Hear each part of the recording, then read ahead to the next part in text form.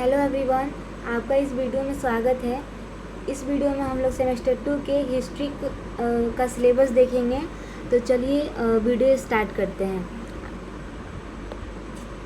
देखिए, इतिहास का ये जो हिस्ट्री जिन बच्चों का हिस्ट्री ऑनर्स है उसका पाठ्यक्रम, और ये BBM के यूनिवर्सिटी का है। देखिए, ये प्रथम वर्ष का सेमेस्टर 2। तो चलिए इस कोर्स का विवरण हम लोग करते हैं। इसमें हमको 2 हिस्ट्री का सब्जेक्ट पढ़ना है, जिसमें से है हिस्ट्री DMJ 2 और हिस्ट्री DMJ 3। तो देखिए, पहले है विश्व सभ्यता का इतिहास, यानी हिस्ट्री ऑफ वर्ल्ड सिविलाइजेशन।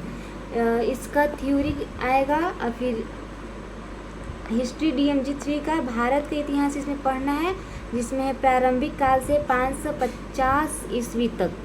तो आई होप आप लोग को समझ में आया होगा कि हम लोग को कौन कौन सा सिलेबस पढ़ना है। देखिए, पहला जैसे DMJ 2 है तो उसमें तो हम लोग हिस्ट्री ऑफ वर्ल्ड सिविलाइजेशन, यानी कि वर्ल्ड में क्या क्या हुआ है, मिस्र की सभ्यता, फिर चाइना में जो वॉर हुआ था वो सब के बारे में पढ़ेंगे, और इसमें तो भारत के इतिहास के बारे में।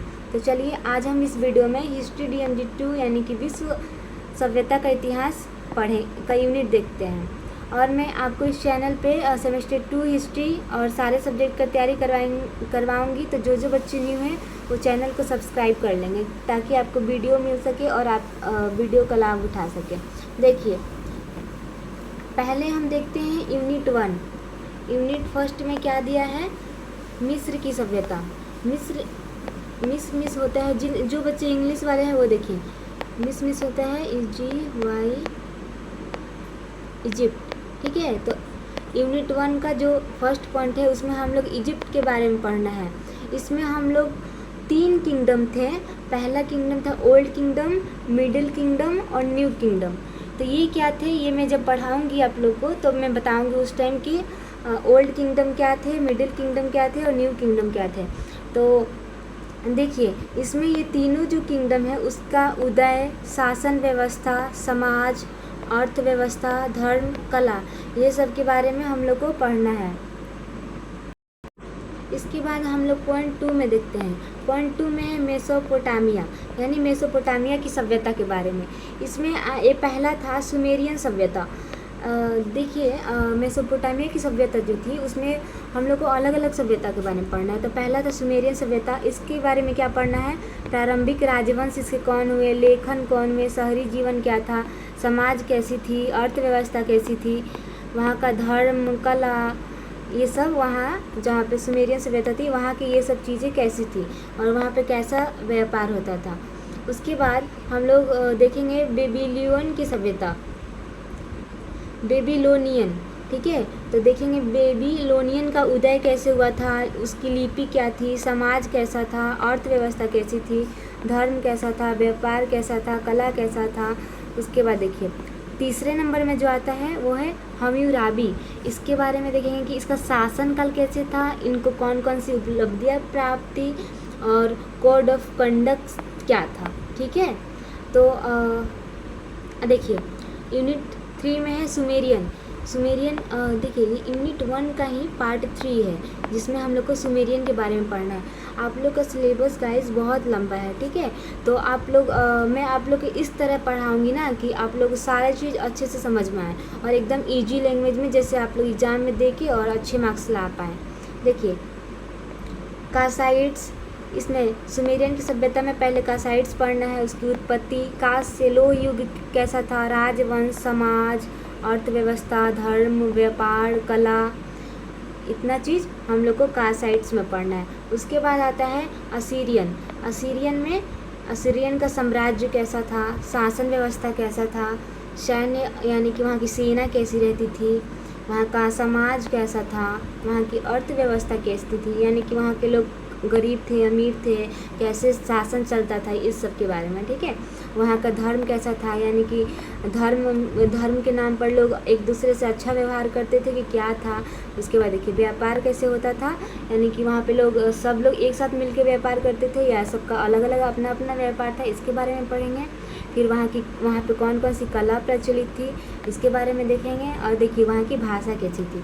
ठीक है, उसके बाद देखिए मिस्र और सुमेरियनों का योगदान, और हम देखेंगे कि जो ये सुमेरियन था इसका योगदान, मिस्र का और सुमेरियन का योगदान कैसे था ममीकरण, चिकित्सा में, कृषि में, सिंचाई में, खगोल विज्ञान में, लेखन में, संख्या प्रणाली में।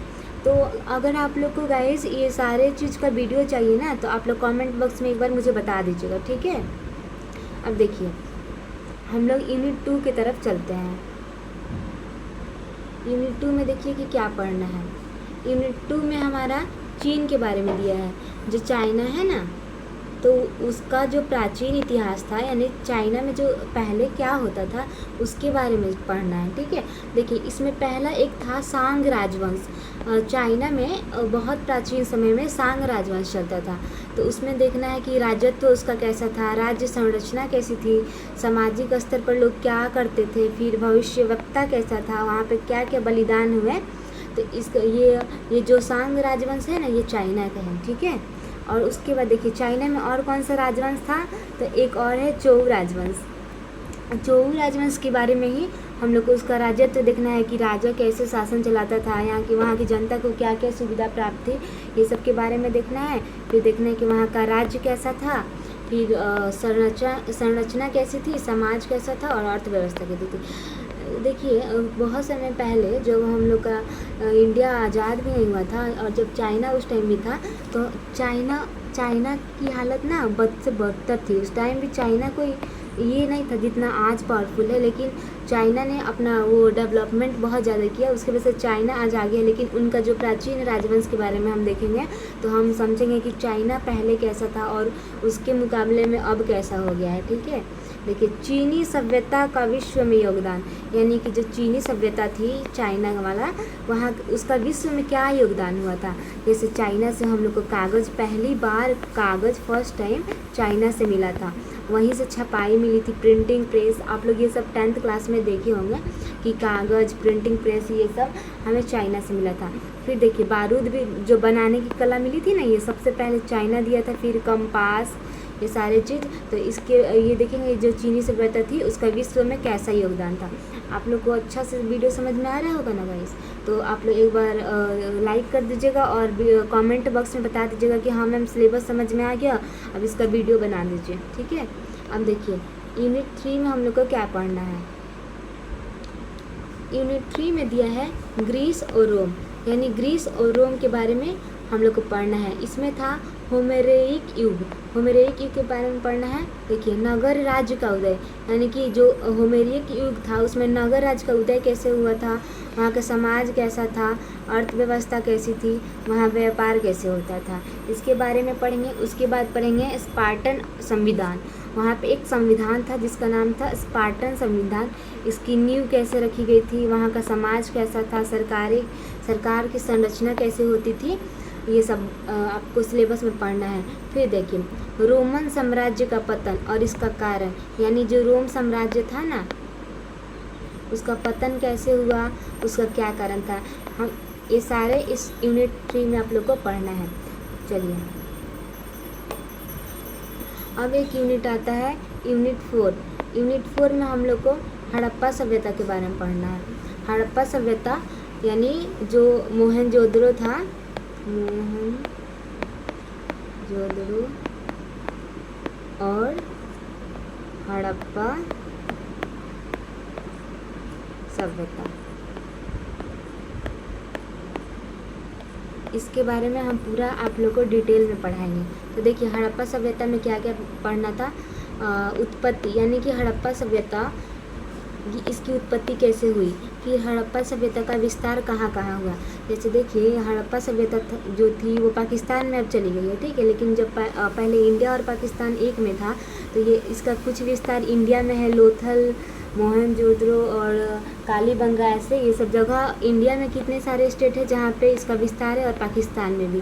तो इसका विस्तार देखेंगे, इसकी उत्पत्ति कैसे हुई, फिर इसकी विशेषताएं क्या थी, यानी कि वहाँ पे किस किस टाइप के धातु, उपधातु, ये सारी चीज़ें प्राप्त हुए हैं, नगार, बहुत सारी चीज़ देखिए। और फिर नगर नियोजन, यानी कि वहाँ का जो नगर बनता था ये वहाँ का जो घर बनता था उसका स्ट्रक्चर कैसे होता था। जैसे वहाँ के घर जो था ना, उसके बीच में क्या होता था कि पानी का कुआं, पानी रहता था कुआं जैसा टाइप का, उसी में सभी लोग स्नान करते थे। और फिर उनके घर के बगल बगल में छोटी छोटी नालियाँ निकली रहती थी और बहुत ही घनी आबादी थी हड़प्पा सभ्यता की। तो यही नगर नियोजन कहते हैं। इसी के बारे में हम लोग पढ़ेंगे। और देखिए वहाँ का समाज कैसा था, यानी कि वहाँ पे मातृसत्तात्मक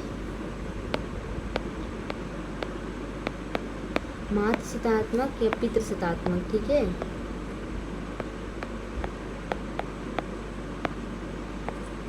सभ्यता थी। हम लोग जब ये पढ़ेंगे तब देख लेंगे कि इन दोनों में से क्या था, यानी कि वहाँ पे लड़कियों का वर्चस्व था या फिर लड़कों का वर्चस्व था। मातृसत्तात्मक होता है कि जिसमें हम लोग माँ को प्राथमिकता देते हैं, यानी कि घर के सारे फैसले लड़कियाँ लेती हैं, माँ हमारी दादी ये हो गए वो लेते हैं। लेकिन अगर पितृसत्तात्मक रहता है तो उसमें पिता ही घर का प्रमुख माना जाता है, ठीक है।